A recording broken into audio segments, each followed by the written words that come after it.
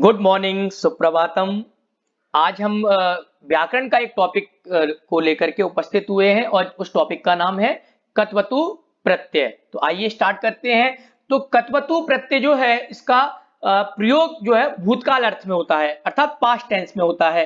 कत्वतु प्रत्यय का जो है वो तवत जो है शेष रहता है। जैसे त्वा प्रत्यय का त्वा, पठितुम में जैसे तुमुन प्रत्यय है तो तुम शेष रहता है, उसी प्रकार जो है कत्वतु प्रत्यय का जो है तवत शेष रहता है। इसमें जो कर्ता होता है उसमें प्रथमा विभक्ति होती है, कर्म में द्वितीय विभक्ति होती है, और जो तवत प्रत्यांत जो शब्द होता है वो हमेशा कर्ता के अनुसार जो है उसमें परिवर्तन होता है। अर्थात जैसा कर्ता होगा वैसे ही जो है तवत प्रत्यांत जो कत्वतु शब्द से जो शब्द बनेगा, जो प्रत्यांत शब्द बनेगा उसके रूप चलते हैं कर्ता के अकॉर्डिंग। ये विशेष बात है इसमें जो हमें याद रखनी है।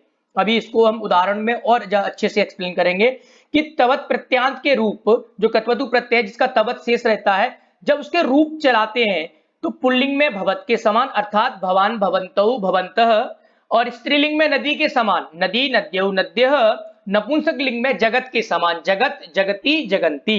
अर्थात ये जो प्रत्यय है कत्वतु प्रत्यय, ये तीनों लिंगों में इसका रूप चलता है। तो ये हमें विशेष तौर पर याद रखना है कि पुल्लिंग में इसका रूप जो है वो भवत के समान अर्थात भवान भवन्तौ भवन्तः, स्त्रीलिंग में नदी के समान और नपुंसक लिंग में जगत के समान इसके रूप चलते हैं। तो कत्वतु प्रत्यय की एक्सरसाइज करने से पहले मैं आपको कुछ रूल्स जो है बताऊंगा इस वीडियो के माध्यम से, जिनको आपको फॉलो करना है। उन रूल्स को अगर याद रखेंगे तो कभी भी कत्वतु प्रत्यय में गलती नहीं होगी। तो सबसे पहला रूल आपका यही है कि हमें जो है गिवन सेंटेंस में हमें जो कर्ता है उस कर्ता का जो लिंग है वो हमें जस्टिफाई करना है, पता करना है। सबसे पहली चीज सेंटेंस में कर्ता का लिंग क्या है, कर्ता किस लिंग का है, स्त्रीलिंग, पुल्लिंग और नपुंसक लिंग। उसके बाद जब लिंग क्लियर हो जाए फिर उसके बाद उसमें जो विभक्ति वचन, वचन क्या है उसमें, वचन का हम जो है विशेष तौर पर ध्यान देंगे कि कर्ता जो है वो एक वचन का है, द्विवचन का है या बहुवचन का है। तो सबसे पहली चीज जो है हमारी यहाँ पर हो गई है लिंग। लिंग क्लियर हो जाए उसके बाद फिर हम आते हैं वचन पर, और वचन जैसे ही क्लियर हो जाएगा फिर हम अपना कत्वतु प्रत्यय का जो है प्रयोग हम कर सकते हैं। कैसे? जैसे देखिए पहला जो सेंटेंस है स्क्रीन पर आप देख पा रहे हैं कि सह पुस्तकम पठितवान। तो ये जो सेंटेंस है इसमें जो कर्ता है सह, ये इसका लिंग। तो दो चीज हमें विशेष तौर पर याद रखनी है, एक लिंग और दूसरा वचन। तो जो सह है वो इसका रूप चलता है सह तौ ते। तो सह मतलब वह अर्थात पुल्लिंग। तो सह जो है उसका पहला जो हमारा पॉइंट है वो लिंग है, तो लिंग क्लियर होगा। उसके बाद हम दूसरे पॉइंट पे आते हैं, वो है हमारा वचन।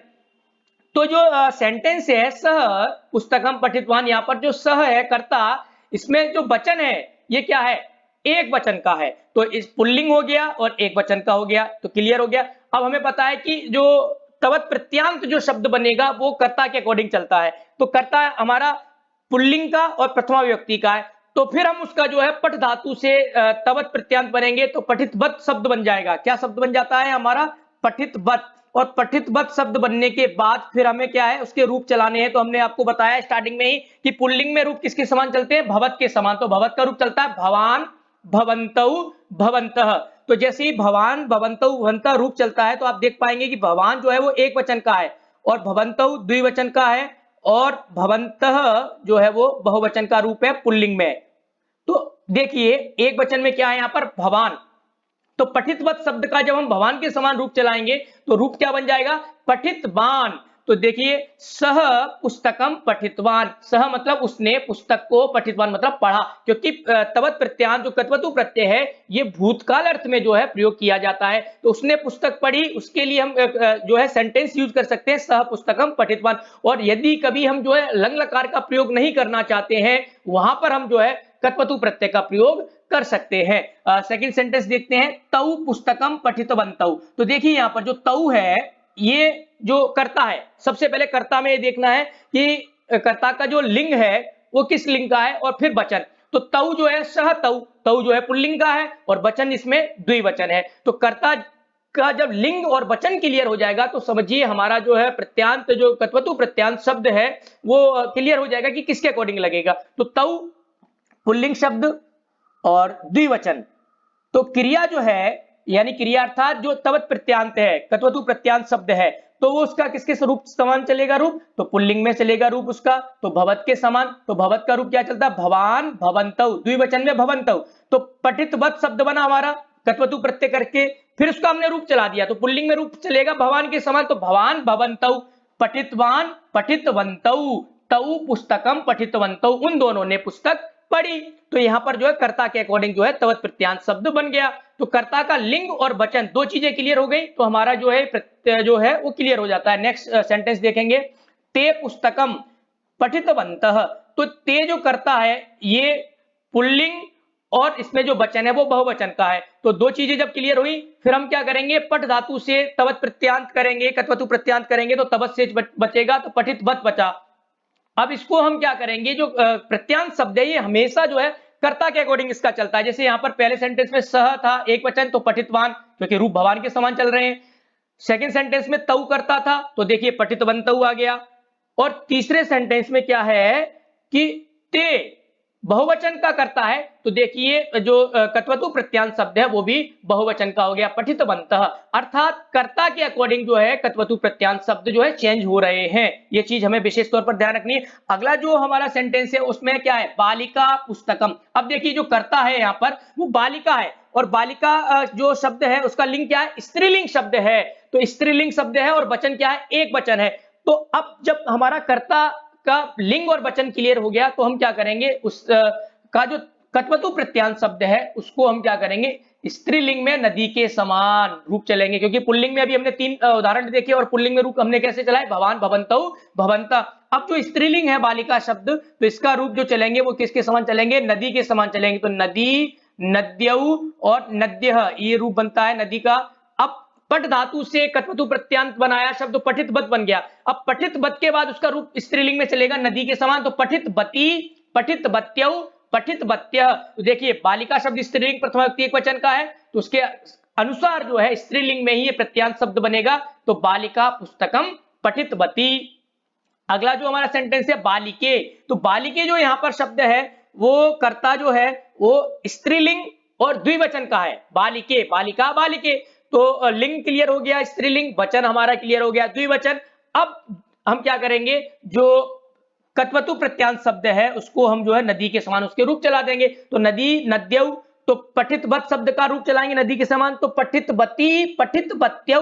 तो बालिके पुस्तकम पठितवत्यौ। अगर यहाँ पर बालिके शब्द है तो हमने जो है पठितवत्यौ लगा दिया। बालिका शब्द एक वचन का था, स्त्रीलिंग पठितवती का प्रयोग किया हमने। अब जो नेक्स्ट सेंटेंस है उसमें शब्द है बालिकाः। बालिका शब्द जो है स्त्रीलिंग शब्द है और उसमें बहुवचन का प्रयोग है। तो हम जो प्रत्यांत शब्द जोड़ेंगे, कत्वतु प्रत्यांत शब्द, उसमें क्या करेंगे, हम उसको स्त्रीलिंग में उसका रूप नदी के समान चला देंगे। तो पठितवत शब्द जो है पट धातु से बन गया, तो पठितवती, पठितवत्यौ, पठितवत्यः, बालिकाः पुस्तकम पठितवत्यः, बालिकाओं ने पुस्तक जो है पढ़ी। तो आप यहाँ पर देख, जो हमने 6 उदाहरण देखे उससे आप एक चीज आपको समझ में आई होगी। कॉमन बात यह है कि जो कर्ता है उसका जो लिंग और वचन, इसके अकॉर्डिंग जो है सारी जो है चीजें परिवर्तित हो रही हैं। पठितवान, सह पठितवान, तौ पठितवन्तौ, ते पठितवन्तः। अब ये पुल्लिंग के 3 उदाहरण है, उसके बाद 3 उदाहरण जो है स्त्रीलिंग के। स्त्रीलिंग में रूप किसके समान चले, नदी के समान चले। तो बालिका पुस्तकम पठितवती, बालिके पुस्तकम। अब इस जगह जो है नेक्स्ट उदाहरण है वो है हमारे नपुंसकलिंग के। तो नपुंसकलिंग में रूप देखें जगत के समान चलेंगे। तो जगत का जो रूप चलता है वो चलता है जगत, जगती और जगंती। तो नपुंसकलिंग में हम रूप चलाएंगे जगत के समान प्रत्यांत शब्द का। तो देखिए फलम, फल शब्द जो है यहाँ पर वो नपुंसकलिंग शब्द है, और इसका लिंग क्लियर हो गया नपुंसकलिंग, और वचन फलम, फलम अर्थात एक वचन। तो अब जो कत्वतु प्रत्यांत शब्द बनेगा वो फल के अकॉर्डिंग चलेगा, क्योंकि कर्ता है, कर्ता में प्रथमा व्यक्ति है, तो और इस नपुंसकलिंग शब्द है और एक वचन का है। तो पत धातु से जब हम कत्वतु प्रत्यांत शब्द बनाएंगे तो तवत शेष बचेगा, और तवत का जगत के समान रूप चला देंगे तो सीधा सीधा क्या बचेगा, पतितवत। फलम वृक्षात पतितवत, फल जो है वृक्ष से गिरा। अब जो सेकंड सेंटेंस है इसके बाद फले, तो यहाँ पर फले जो है वो कर्ता है, लेकिन कर्ता द्विवचन का है, और द्विवचन का कर्ता है और नपुंसकलिंग शब्द है। तो जो प्रत्यांत शब्द बनेगा वो भी द्विवचन का ही और नपुंसकलिंग में ही बनेगा। तो जगत जगति, पतितवत पतितवती, और लास्ट सेंटेंस है फलानी वृक्षात पतितवंती। तो फलानी जो यहाँ पर कर्ता है वो बहुवचन का कर्ता है। देखिए फलानी, फलम फले फलानी, तो कर्ता जब बहुवचन का है तो जो कत्वतु प्रत्यांत शब्द बनेगा वो भी बहुवचन का ही होगा। बस हमें ये देखना है कि कर्ता का लिंग क्या है। तो फलम फले फलानी नपुंसक लिंग शब्द है यहाँ पर। तो पतितवत पतितवती पतितवंती।